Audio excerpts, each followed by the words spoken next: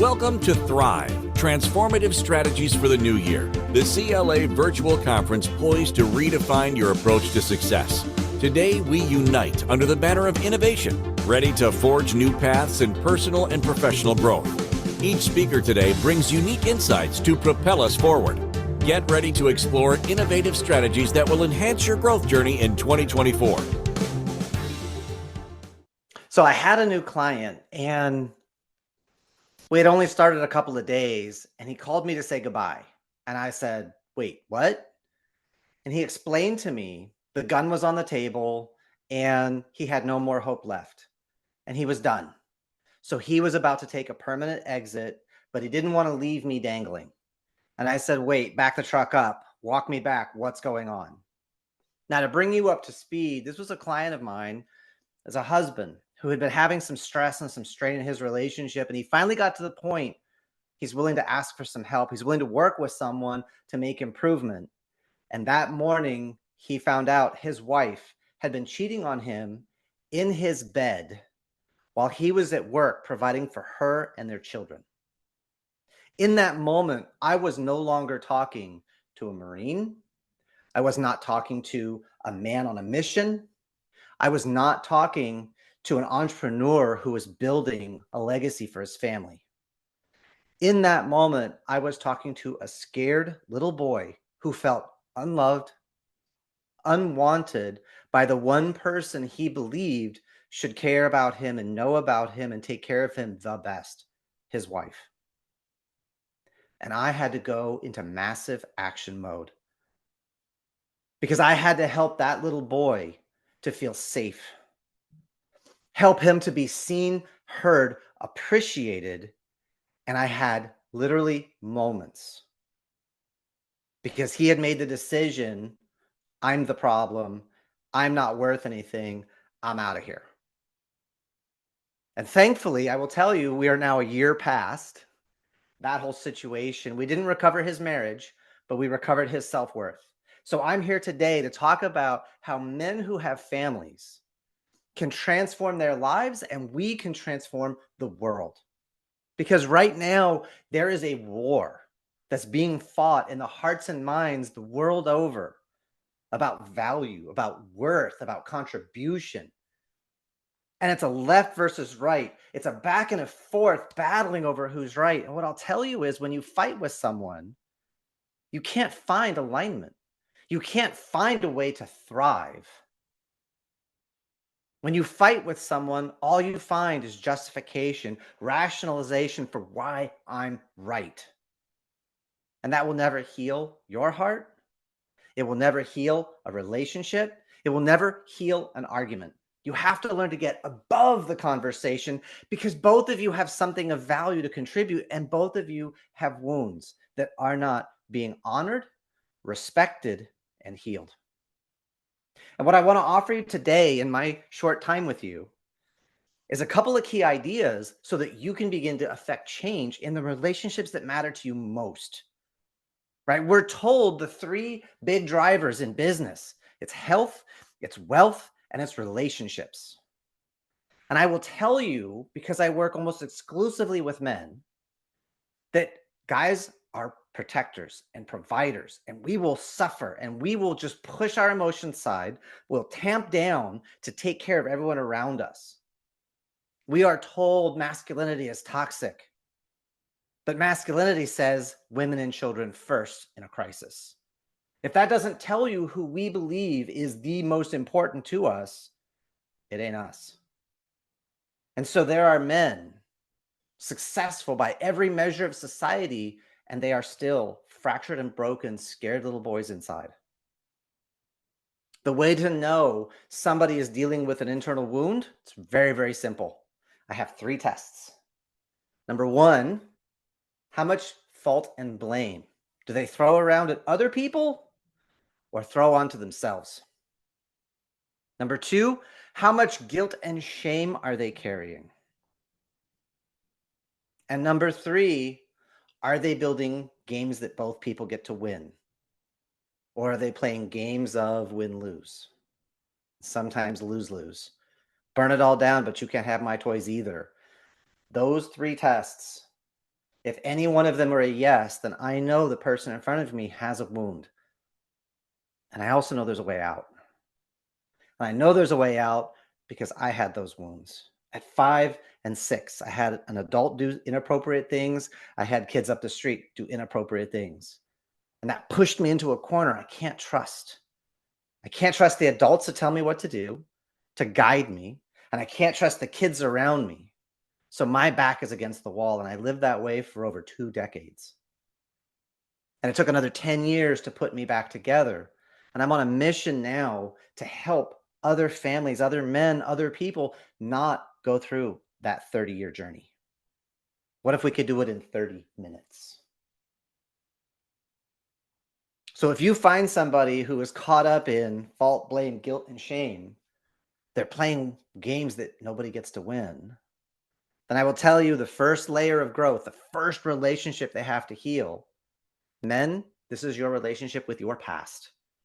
I make it simple. I say, nurture the inner child.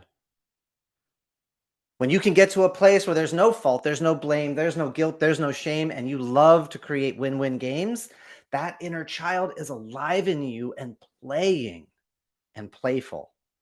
Then we can go to the next relationship, the relationship with your present. Where are you today? What are you going through today? And that is most often reflected in your marriage or lack thereof.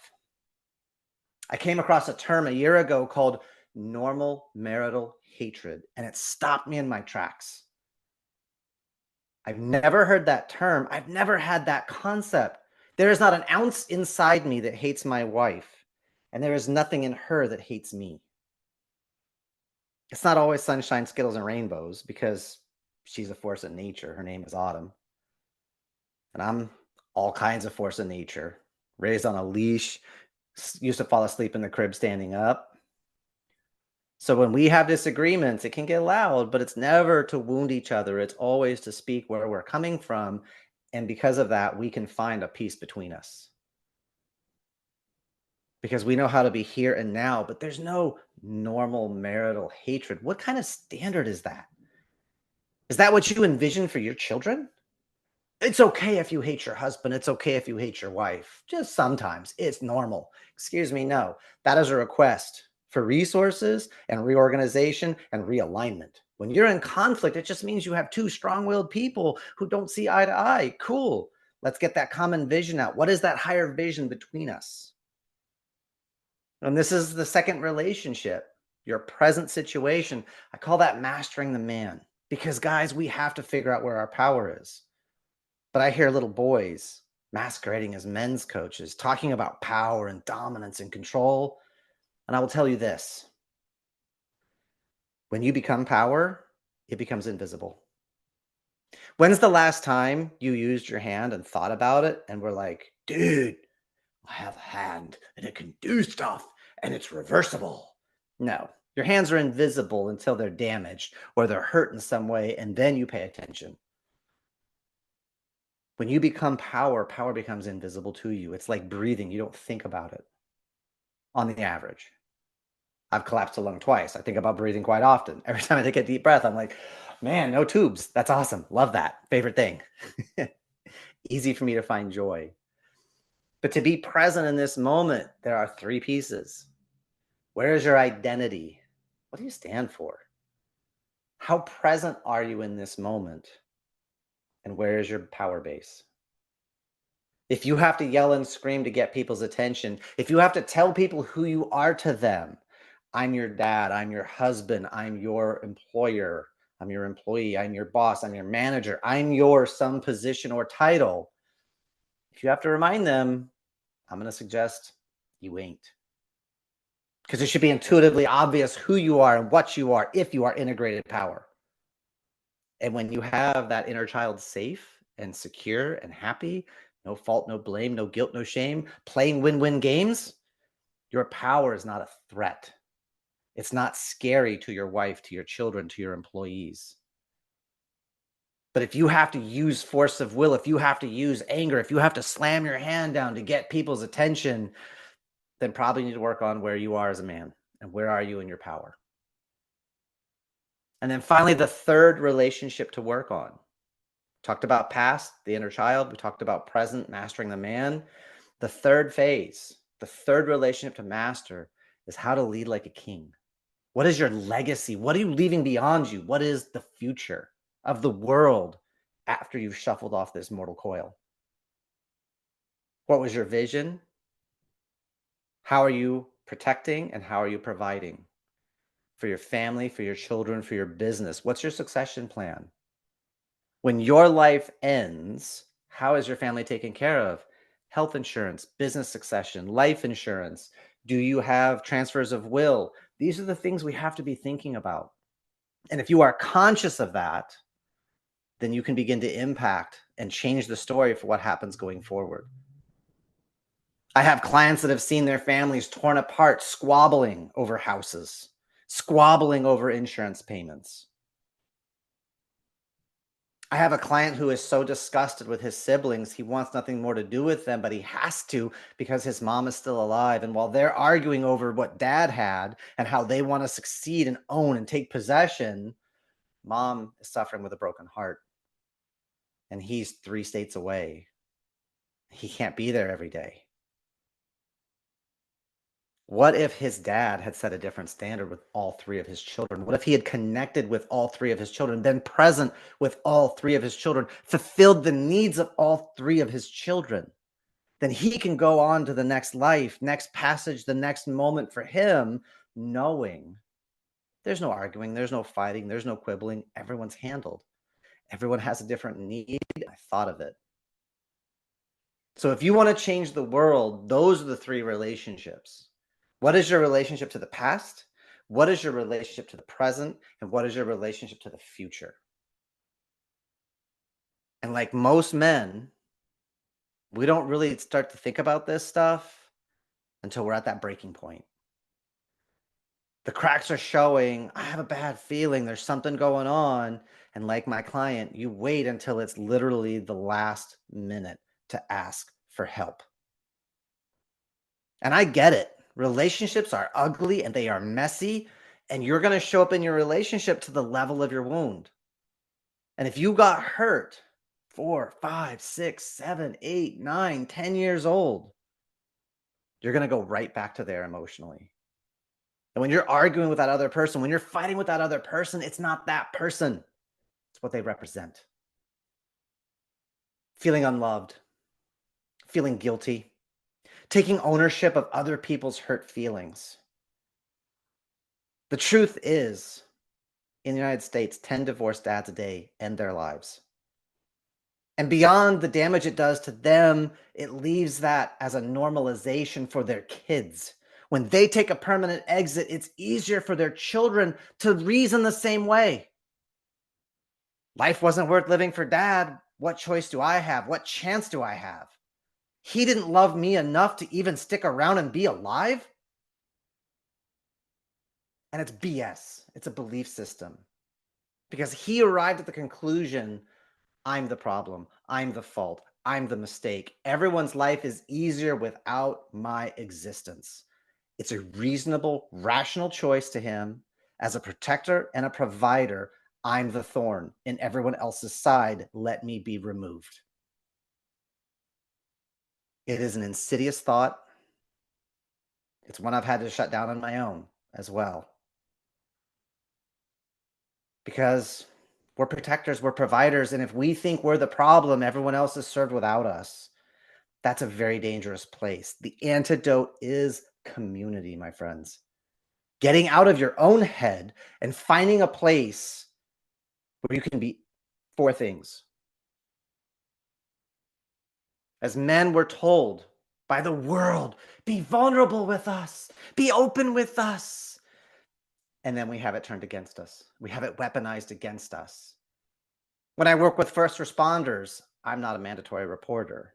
They can tell me things they can't tell other people because certain flags go off. They have to be reported. They can't do their job. They can't provide for their family. They don't have anyone to trust. If they're dealing with post-traumatic stress and they're getting government money for disability and they can get that disability cleaned up mentally and emotionally, what happens to my cash flow? I'm just a regular person who has to go get a regular job. I'm nothing special.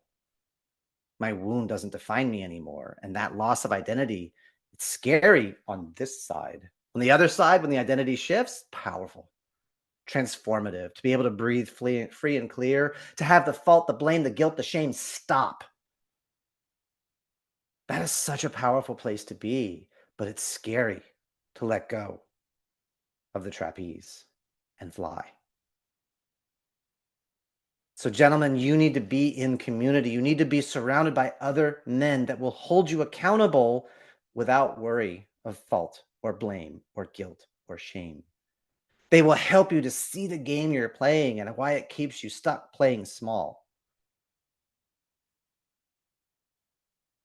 You need a community where you can do 4 things. You've got to be able to be real. You've got to be able to be raw. You've got to be able to be open. And you have to be able to be honest. And you can't do that with your wife and your kids in the same way as you can with other men who understand a raised voice doesn't mean anger all the time. It can mean fear. It can mean regret. It can mean we're so mad at ourselves for letting us get to this situation and we didn't know what to do. 1 is too small a number for greatness. You need community around you. And I'm not somebody who throws brotherhood around left and right, because I've seen the charlatans and I've seen the fake people who weaponize wounds against their clients. They keep people in their world and keep them small. As a king, the leader creates more leaders, not followers. Anyone keeping you in the world of fault, blame, guilt, and shame, they're using labels to control, labels to diminish. They're not your friend. They are keeping you in a place where they have power and they have cash flow. The truth is, labels are a tool. That person is a jerk. All of a sudden, I get excused for treating them a certain way. Labels cut apart and sacrifice and separate. We call a woman we don't like or that's being mean to us, we call her a witch and worse, because that excuses our treatment of them, versus this amazing force of energy, this fury of raw passion that I don't know how to relate to, and I'm overawed and I'm scared. You step in, my friend, and you stand in the fury of her fire and you love her back to her heart. And she will give you the world. To me, that's what it means to be a family man, is to step in to the trials and tribulations, to not always have the answer, but have the heart and the willingness to figure it out with the people we love, with the people we protect, with the people we provide. But you have to choose. You have to figure out how, where, when, with whom can you be raw, real, open, and honest. Because if you don't have those 4 things, you are going to be stuck as a little boy running scared. Most men don't reach this point until their late 40s, early 50s, even if at all. Being a king is not a bank account. It's not a car. It's not a watch. It's not a bling. It's not a travel. It's not pictures on social media. It's the presence that you create. It's the connection you build. If somebody is still stuck in fault and blame, guilt and shame, don't tell me about your vision, because I know it's the pipe boy dreams. I know it's a fantasy, because you've got a leak. Your inner child is screaming for love and attention. Notice me. Please see me, hear me. You have to get that inner child safe and secure. Not by building up walls, not by building a thick skin, by being real and raw, open and honest. Because when you own your life and your impact, I won't call them mistakes, but if you own your life and your impact from that place, you become the ultimate power. How can anyone take away the stuff that you acknowledge and say, I messed that up and I'm here to learn and improve? I'm still here. So I invite you to come join me on this journey. Move from boy to man to king. Get rid of the fault, get rid of the blame, get rid of the guilt and shame. Learn to create win-win games, because You have more money than you can ever spend. And you have a six-pack. And you're celebrating in your empty house because your wife left you and took the kids and weaponized against you because you were so focused on your mission and your bankroll. Those six-pack abs aren't going to help you feel comfortable. They aren't going to make you feel loved. They're not going to give you a hug when you're exhausted at the end of the day, and nobody cares what you've accomplished because you're sitting in an empty house or an empty apartment or an empty car. And you're asking yourself, why did I do that? Why did I sacrifice the best of my life to build something and there's no one with me anymore? To me, the ultimate wealth is an amazing family. Cash flow comes and goes. Fitness comes and goes. Blown a lung twice. Spontaneous pneumothorax. What? Enjoy your bed rest for the next week. What? So I encourage you to come hang out with me. Let's talk about what we could do, where we could take you, and the level of impact and the level of error you want to adjust. And I'll finish with this. This is how I helped my guy make it through that moment.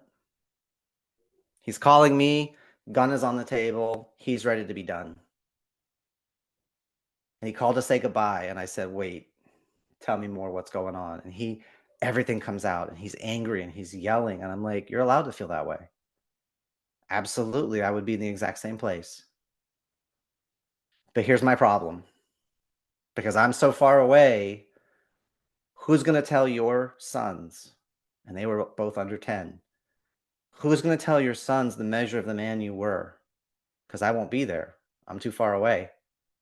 Is she going to tell them? This woman that cheated on you?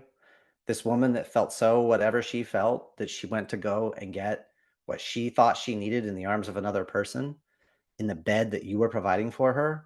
Is she going to tell them the full measure of the man and the warrior and the Marine that sacrificed for his country and for his family and who built a legacy? Is she going to defend you? Is she going to let them know the man that you were?